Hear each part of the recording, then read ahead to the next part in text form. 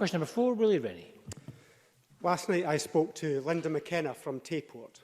Doctors at Ninewells have told her she needs her gallbladder removed, but because of the virus measures, she can only have the operation if her health gets much worse and it becomes an urgent procedure. She's on painkillers and antibiotics, but is worried that the pain will soon be back. Why does Linda have to wait until her health gets worse before she can have the operation she needs? First Minister. I wish she didn't.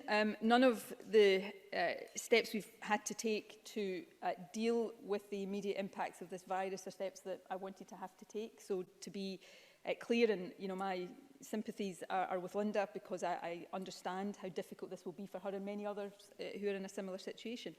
Firstly, we had to free up capacity in our health service to deal with the immediate consequences of the virus, as hopefully we get past this first and hopefully only wave, but we can't be sure about that.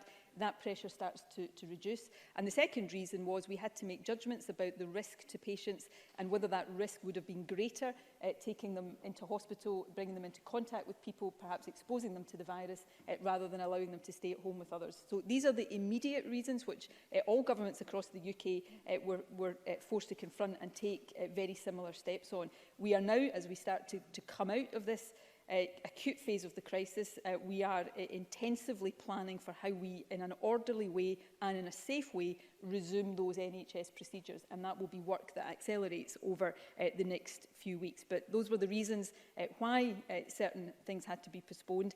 I never wanted to be in a position of having to do it. The Health Secretary didn't, but I think that people across Scotland understand the reasons for that, given the situation we were facing. Willie Rennie. I agree with that, and I supported the government's decision to postpone non-urgent operations because of the need to prepare for the pandemic in the way that the First Minister has outlined. But there is capacity in our hospitals to do this now. 2 weeks ago, I told the First Minister about Andrew Gould's postponed hip operation. Mr Gould now tells me he is finding it difficult to walk. Professor Andrew Elder from the Royal College of Physicians of Edinburgh said, "I believe that we must now move swiftly and carefully towards restoration of deferred or delayed activity." But that was 3 weeks ago. I know the First Minister understands that the very measures we have taken to protect us from the virus are causing pain and harm in many other ways. So in advance of her statement on easing the lockdown tomorrow, can she give the thousands of people waiting for treatment any hope today? First Minister. The phrase swiftly and carefully is absolutely the one that we plan by. This work is underway. We will seek to resume NHS procedures that have been postponed as swiftly and as carefully as possible.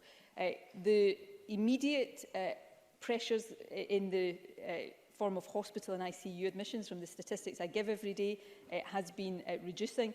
But I know from people working in the health service that I speak to that the pressure of dealing with this virus has not gone away, and there are still significant concerns in our hospitals, as there are in care homes, which we are seeking to manage and get on top of, as all of the governments across the UK are doing. There are still concerns about nosocomial infection, about the transmission of this virus in hospitals. So we have to be careful and safe about how we do this, but getting those procedures underway again is a priority, and as I say, that work is underway.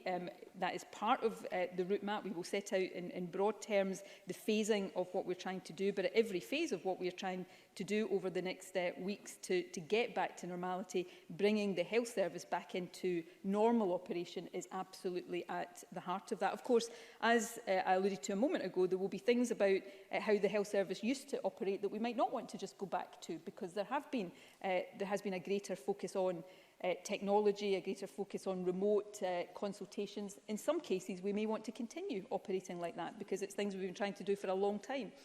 But getting people who need treatment, access to that treatment as quickly as possible is absolutely essential, which is why it is such a key strand of the work we are doing to get the country back to normal.